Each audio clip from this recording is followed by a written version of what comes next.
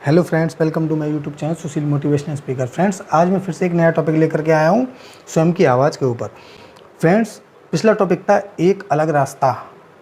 आज जो टॉपिक होगा वो होगा मैं कौन हूँ। मैं कौन हूँ।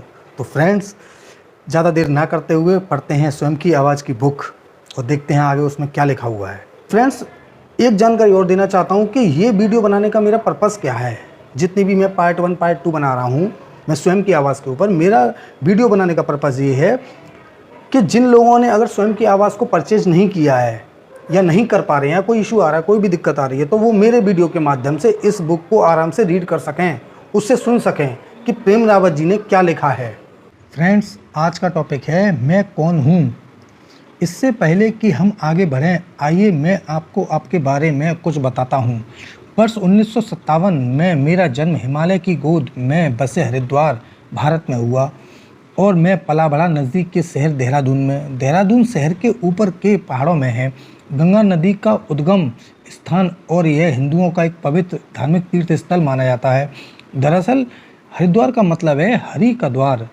यह वैसे तो कोई बहुत बड़ी जगह नहीं है, किंतु तीर्थ स्थल होने के कारण हर साल वहां लाखों लोग धार्मिक उत्सवों में शामिल होने के लिए आते हैं और यह देखना सचमुच बड़ा सुंदर होता है।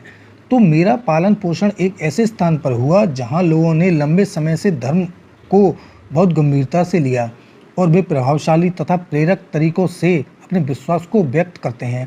मेरे पिताजी श्री हंस जी महाराज शांति के विषय पर एक प्रसिद्ध वक्ता थे और उन्हें सुनने हजारों लोग आते थे। कम उम्र से ही वे पहाड़ों की यात्रा करने लगे।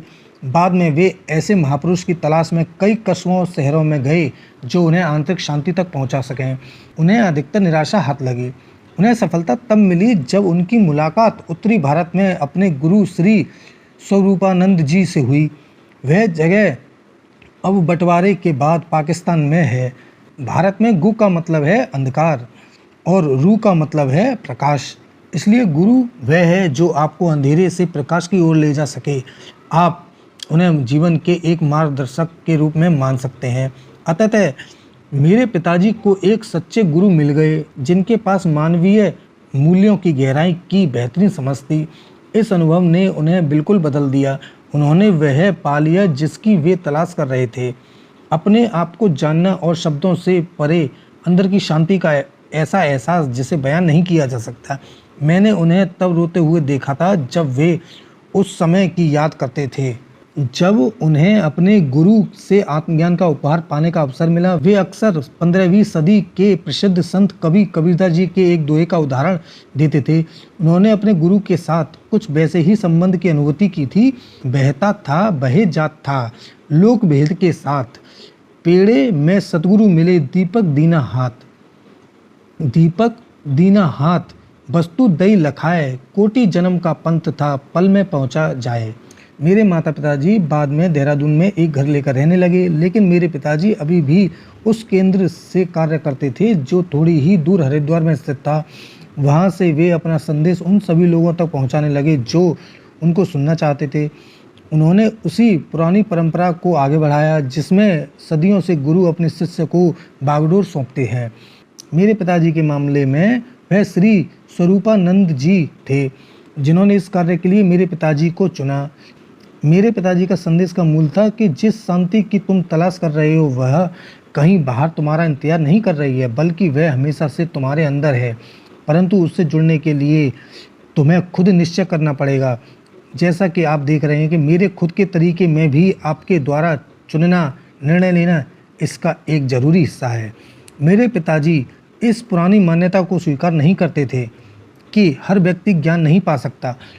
उस समय भारतीय समाज ऊंच नीच, विदेशियों के प्रति संदेह और एक कठोर जात पात की व्यवस्था में बटा हुआ था। लेकिन मेरे पिताजी ने हर मनुष्य को पूरे मानव परिवार का हिस्सा माना। आप किसी भी जाति, धर्म, सामाजिक स्तर के हों, स्त्री हों या पुरुष, उनके साथ जुड़ सकते थे और उन्हें सुनने के लिए बिना किसी भेदभाव के आ सकते थे। मुझे याद है कि एक कार्यक्रम में उन्होंने एक अमेरिकी जोड़े को मंच पर बुलाया और उन्हें विशेष अतिथि बनाकर सम्मान से कुर्सियों पर बैठाया। यह ऐसे लोगों के लिए एक चुनौती थी जो यह सोचते थे कि विदेशी व्यक्ति आध्यात्मिक रूप से अशुद्ध और किसी तरह से कम या अलग है। मैंने अध्याय 11 में विश्वव्यापी मानवीय संबंधों के बारे में अपनी भावनाएं साझा की हैं।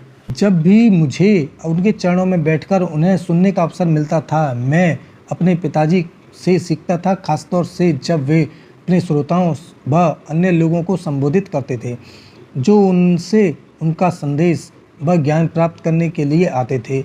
एक बार मैंने उनके एक कार्यक्रम को उस समय संबोधित किया जब मेरी उम्र केवल 4 वर्ष थी।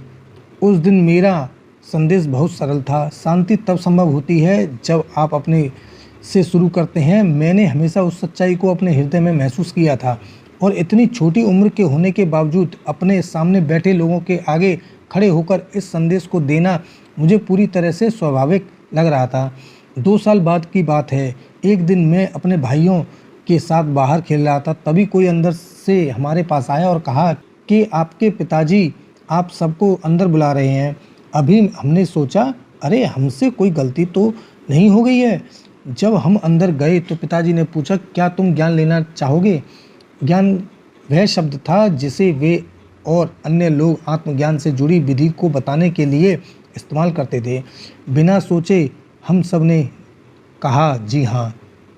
पिताजी के साथ हमारा वो सन बहुत लंबा नहीं चला, पर आगे आने वाले समय में मुझे यह बात अच्छी तरह समझ में आ गई कि उन्होंने मुझे क्या दिया है और यह वही है जो मैं आपको दूंगा। मुझे एहसास हुआ कि मैंने जीवन के बारे में और बेहतर नज़रिया हासिल करना शुरू कर दिया था। इस बात को अच्छी तरह समझते हुए कि केवल जो बाहर से है उससे या अपने विचारों से ही नहीं बने हुए हैं, अंदर कुछ और भी चल रहा है, कुछ बहुत सुंदर व शक्तिशाली। मुझे पहले से ही आंतरिक दुनिया का बोध था, लेकिन इस समय मैंने यह देखना शुरू किया कि कैसे आत्मज्ञान व्यक्तिगत शांति का मार्ग है और इसका अभ्यास करने से मैं हृदय और सच्चाई से जुड़ा रह सकता हूँ। मुझे लगा कि ज्ञान मुझे मजबूती और आत्मविश्वास दे रहा है, जबकि और लोग अक्सर खुद के बारे में दुविधा में दिखते थे। ज्ञान के साथ आपको कहीं और होने या कुछ और सोचने की ज़रूरत नहीं है। सिर्फ जीवित होने के मधुर आनंद के अलावा किसी और चीज़ का ख्याल करने की ज़रूरत नहीं है। और मैं समझने लगा कि शांति हमारे जीवन में कोई विलासिता नहीं है, यह तो एक आवश्यकता है। ज्ञान मिलने के बाद एक दिन मैं देहरादून में अपने बगीचे में बैठा था। उस समय मेरे अंदर शांति की एक निराली भावना समा गई। मैंने पहली बार वास्तव में समझा कि अंदर की शांति केवल छूकर चले जाने वाला भाव नहीं है और इसका तार बाहरी दुनिया से भी नहीं जुड़ा हुआ है। मैं इस अनुभव के बारे में अध्याय 3 में और विस्तार से बात करूंगा। तो फ्रेंड्स, देखा आपने कि प्रेम रावत जी ने कितना सुंदर लिखा है कि मैं कौन हूँ। आई होप आपको ये टॉपिक समझ में आ गया होगा।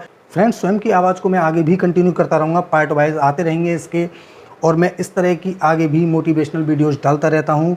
अगर फ्रेंड्स आपको ये वीडियो अच्छी लगी हो तो इस वीडियो को लाइक कर दीजिएगा। अगर मेरे चैनल पर नए आए हैं तो इस चैनल को सब्सक्राइब भी कर दीजिएगा, क्योंकि मैं इस तरह की मोटिवेशनल वीडियोज़ डालते रहता हूँ।